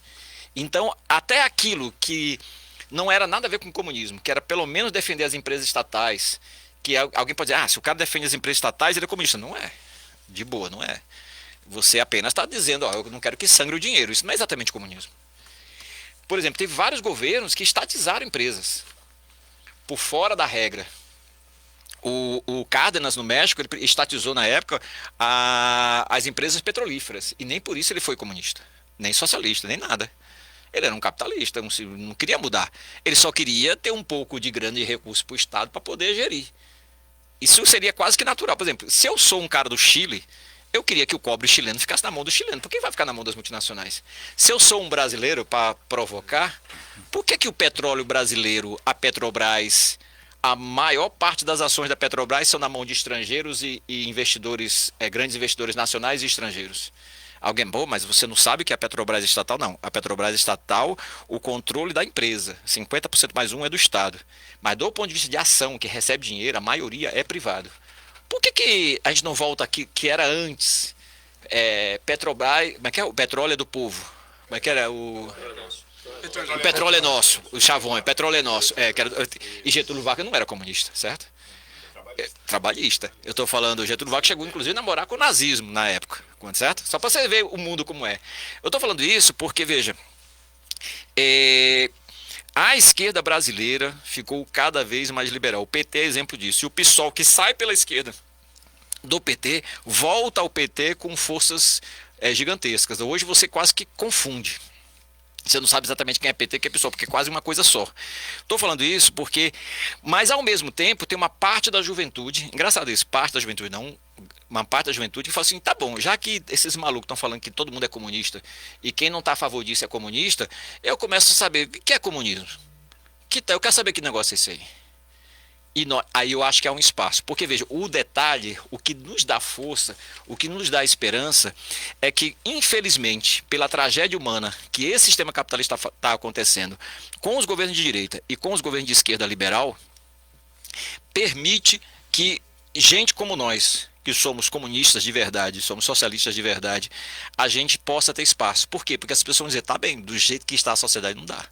Agora, o que eles estão fazendo é querendo transformar todo mundo em empreendedor. Mas diga-se passagem, isso não é só uma coisa da direita, da extrema direita, é uma coisa do PT também.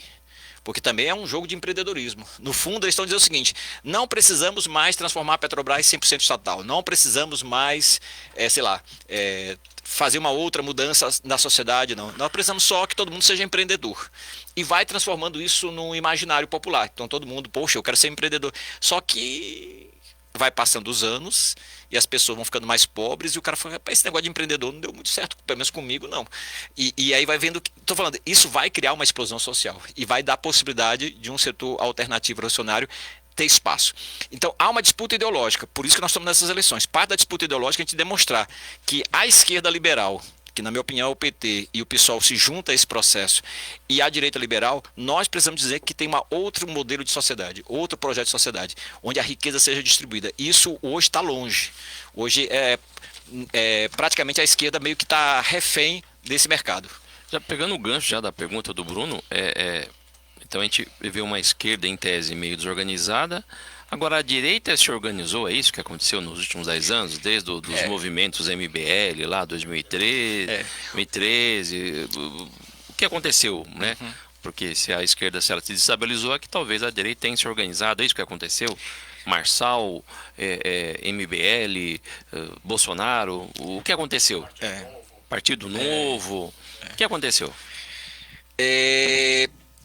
Eu primeiro vou falar alguns motes também, que é engraçado. O pessoal fala, a esquerda se divide, vocês estão errados de dividir a esquerda. Tá bem, a direita se dividiu agora, recente. Eu tô falando, essa história de que a direita é totalmente unida, isso não é verdade. Por exemplo, nesse momento, os bolsonaristas estão divididos. Até a família do Bolsonaro está meio dividida agora entre relação ao Marçal e o Nunes. Estou falando, essas divisões ocorrem.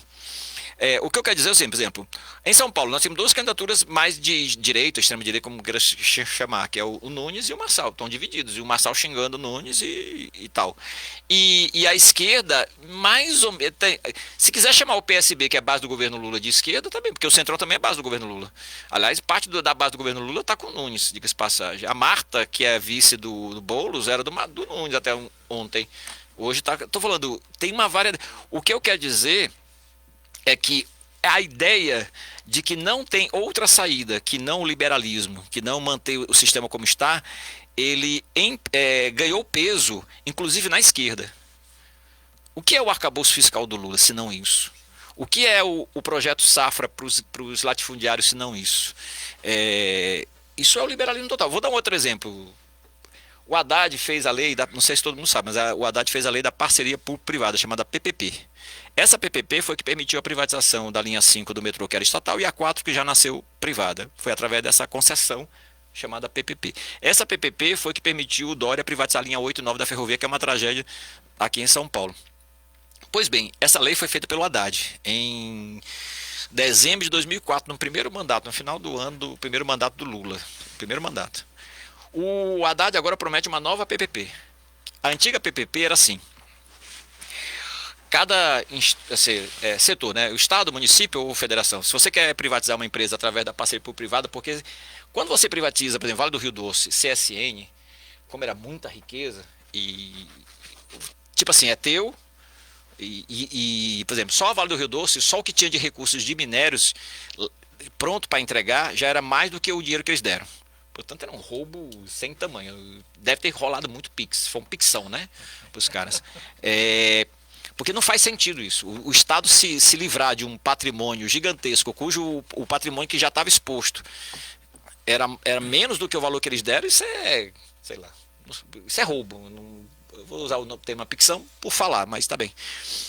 Agora, quando é transporte de pessoas, quando é saúde, quando é educação, você não pode simplesmente, não é uma empresa qualquer, você não pode simplesmente, minha empresa faliu, eu fechei o hospital público. Isso não existe, você tem que manter o hospital. Por isso que é uma concessão, porque você não deu certo, você devolve para o Estado. A Barca do Rio, ou a CCR quer devolver, porque não está achando tão vantajoso assim. Só que o Rio não quer pegar de volta. E assim acontece, que é uma maneira também de obrigar o Estado a dar mais grana em investimento. Isso é uma maneira que eles roubam também. Tá, o que eu quero dizer? Era feito por município, por Estado e pela nação. A nova Super PP do Haddad é o seguinte: o governo federal é o avalista de tudo, mesmo que seja um município. O município, você quer privatizar, quer fazer PPP, você não tem condição de dar todo esse dinheiro que esses caras querem, o Estado garante. O Estado, sei lá, de qualquer local do país, você quer fazer uma parceria privada, vocês não têm condição de fazer, eu também garanto. Essa é a nova PPP, porque antes era cada município fazia o seu contrato, cada estado e a nação, mas não tinha o estado, a nação não era um avalista. Agora a proposta é que seja. E por que o Haddad, qual foi o argumento que o Haddad utilizou? Pode pesquisar nos órgãos, porque isso não aparece muito, mas se pesquisar vocês acham. Qual era o raciocínio? Pelo saneamento básico universal. Porque o único, na cabeça do Haddad e do PT agora, o único que pode fazer o saneamento básico universal é o setor privado. Aí vocês podem olhar, puxa, mas aqui em São Paulo não é contra a privatização da Sabesp? Sim. Mas o projeto do Haddad é outro. Por exemplo, quem está fazendo a privatização da empresa de saneamento básico do Piauí é o governo do PT. Eu estou falando isso porque é quase assim, quando o projeto é do meu inimigo momentâneo, eu sou contra. Quando é do meu, eu sou a favor. Eu estou falando isso porque isso é parte desse processo liberal desse jogo todo. O que eu estou querendo referir, e nisso nós temos acordo, o PT, o PSOL, qualquer um que esteja contra a privatização da Sabesp, do metrô, da CPTM, ou PSB, PDT, nós estamos a favor de nos unir para lutar contra a privatização, mas nós não temos acordo com um projeto de conjunto. Repito, o projeto do PT, do saneamento básico do país, é a partir de empresas privadas. Isso não faz sentido, a não ser dar dinheiro para os caras. Porque o Estado poderia fazer por conta própria, com mais garantia, e parar de dar dinheiro para o setor privado. Essa é a minha lógica. Eu não quero aumentar essa concentração de renda, repito para o meu mote inicial, que mantém um sistema onde 10 bilionários do mundo é responsável por 40% da riqueza mundial. É como se equivalesse a 3,1 bilhões de pessoas. 20 bilionários do país fosse equivalente a 60% da população brasileira, 128 milhões de pessoas. Eu sou contra esse processo. Nós temos que romper com esse processo. Então, tudo que alimenta isso, na minha opinião, faz parte desse jogo liberal, que atingiu, obviamente, a direita, a extrema-direita, mas que também atinge a esquerda. Tá certo. Olha, nós estamos em cima da hora, tá? Então, eu quero, por favor, nós falou do partido, PSD, mas você não falou o seu número. Ah, sim, tá? sim. Então, vamos deixar aí a propaganda eleitoral. Ela é gratuita, você fique à vontade. Depois eu gostaria de ouvir as considerações aí do Renato, do Brunão, do Célio Egídio, mas vou deixar aí para você fechar aqui. E assim, todos os candidatos vão ter o mesmo tempo, vão ter o mesmo tratamento. Isso é democracia, claro, viu? Claro. Bem democrático mesmo. E assim, abrir espaço para que todos eles possam vir e expor. Eu sei que o tempo não foi tão generoso para explicar tudo que vocês têm que explicar. Mas também não... Porque não vou deixar as portas fechadas, a gente vai abrir as portas para, em outra oportunidade, antes das eleições, ainda voltar a recebê-los aqui, ok? Ok. Então fica à vontade, fale o número, hein? Sim. Primeiro eu queria agradecer aqui a oportunidade, vocês foram muito simpáticos. Obviamente vocês vão ver várias versões de visões de sociedade. Isso é bom, porque vocês vão ver os diversos setores. Vão ver os liberais mais envergonhados, os liberais menos envergonhados, mas que vocês vão ver as diversas propostas. Vocês viram aqui uma proposta socialista revolucionária, que é a proposta do PSTU. As pessoas que estão nos ouvindo aqui, que concordem com a gente ou queiram nos conhecer mais, procurem a gente nas redes sociais. Nós estamos aí para poder... A gente precisa se ajudar. Eu gosto de um mote também das músicas do Chico Sainz. A gente precisa se organizar para poder desorganizar. Eu quero dizer, a gente se organizar, os trabalhadores, para poder tentar desorganizar um pouco esse controle que os grandes empresários, multinacionais, as grandes empresas têm em cima da sociedade, que nos ferra de conjunto. O nosso mote nas eleições, sempre dos motes, né? Contra os bilionários capitalistas. Desta vez, vote 16, que é o número do PSTU, e o pessoal mais antigo também sabe que era aquele slogan também contra burguês, vote 16. Esse ficou mais, né? Esse ficou mais. Estava para te perguntar isso, se tinha um abandono do slogan. Não. Contra burguês, vote 16, porque é exatamente isso, uma proposta para enfrentar este grande poder. No primeiro turno a gente pede voto na gente, no segundo turno nós vamos debater o que nós vamos fazer, mas eu estou falando isso para ter, quanto mais setores apoiarem uma proposta socialista revolucionária nas eleições, é importante para a gente poder dialogar. E isso eu quero dizer que muitas vezes, já vi isso várias vezes, que tem companheiros até que falam assim, poxa, eu concordo com você, mas vou votar naquele que mais tem chance de se eleger. Voto útil. O famoso voto útil. Mas isso a gente quer fortalecer para lutar contra esse projeto de sociedade, contra essa esquerda liberal, contra a direita, ultradireita, contra o meio, contra, sei lá, todo esse processo que mantém o sistema capitalista. É importante que os socialistas revolucionários tenham uma expressão. E nós estamos nas eleições para divulgar esta opinião, ou pelo menos colocar algumas ideias para que as pessoas saibam que nas eleições também tem outros setores. Não são todos aqui que estão a favor de manter esse sistema. Tem setores que querem romper com esse sistema. E essa é a nossa proposta. E o nosso número, mais uma vez, é o 16 contra burguês. Tem um outro slogan maiorzinho, mas é esse. Renato. Bom, então queria agradecer a participação, o convite aqui, parabenizar o candidato. Acho que no mundo hoje sem ideologia é muito interessante o candidato vir aqui e afirmar suas propostas em alinhamento com o seu partido, e isso é a democracia, né? Sim. Isso faz bem para a democracia. E também é uma alegria poder estar aqui perto de tantos comentaristas qualificados e a gente poder fortalecer as políticas públicas do nosso município. Boa sorte, candidato. Obrigado. Bruno. Eu quero agradecer de novo, eu participo aqui desde 2020, todos os debates, com qualquer pessoa que senta aqui, sempre foi uma conversa muito educada, uma conversa muito gentil, porque a gente não precisa de polêmica barata para fazer política e nem tratar político como inimigo, né? Também tem muito dedo na cara em outros debates, a gente tem que fazer as perguntas, eles têm o direito de responder, de dar a sua visão, e isso é uma beleza para a democracia. Eu quero agradecer de novo, obrigado Pedro, obrigado a todos que participaram, obrigado candidato, boa sorte nas eleições. Obrigado. Célio. Encerrando o nosso Metrópole em Foco, né? E ele tem um lema bacana, viu, Altino? É a cidade que queremos, né? E também tem a cidade que não o Metrópole em Foco tem como mote a cidade que queremos. Mas mais importante do que a cidade que queremos é a cidade que nós não queremos. Essa dá para começar rapidamente. Espero que você faça a cidade que queremos e não transforme na cidade que nós não queremos. Muito legal. Tem entrevistado nessa manhã, logicamente, né, com companheiros de altíssima qualidade. Parabéns, Pedro, parabéns, Altino. Bom, e como nós temos ainda pelo menos 2 minutinhos, eu queria só expor aqui que o Bruno falou aí sobre o que participa aqui desde 2020, né? Esqueci de falar, gazetasp.com.br, acesse o site do jornal, que cobertura política em cima do lance aqui. Tá aí, e o Renato, FESP SP, né? FESP SP, eu acho que entrando lá no site, lá dá para pegar muita coisa ali, porque tem um trabalho de excelência, inclusive o levantamento da cidade de São Paulo, ótimo, e que todo candidato deveria se preocupar, não ter acesso, porque o acesso está aí, mas se preocupar em olhar isso daqui, se ele quiser conhecer a cidade de São Paulo. E lembrar aí, já que o Bruno falou, meteu o dedo na cara, eu acho que é muito mais produtivo esse tipo de encontro do que se realmente nós tivéssemos colocado aqui um debate.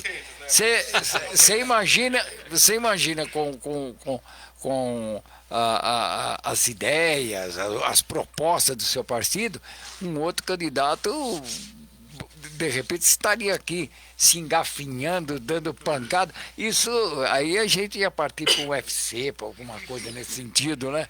Mas eu acho que sai muito mais produtivo. Quem ganha aqui, na verdade, é os internautas, são os ouvintes, que eles é que vão decidir o destino dessa cidade. Voto é na urna, quem vota é o cidadão.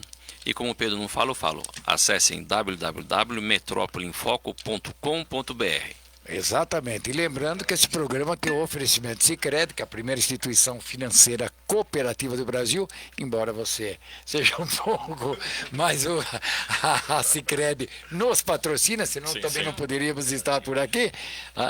E quem perdeu, quem chegou aí meio que atrasado, consegue, né? Agora a partir no Metrópole em Foco, segunda edição, das 15 às 18 horas, no horário lá pelas 16h30, mais ou menos 4h30 da tarde, vai pegar esse bate-papo, essa sabatina, na íntegra e depois vai ficar aí nas redes sociais também gravado, ok?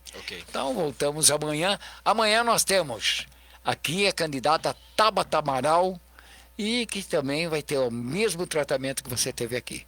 Muito obrigado e até amanhã. Obrigado, gente. Oi, aqui é a Ana Castela. Posso te dar uma dica? Com a poupança programada no Sicredi, você determina o valor e quantos meses quer poupar automaticamente. Fale com o seu gerente e aproveite essa facilidade. Abre poupança no Sicredi que é premiada. Poupança premiada.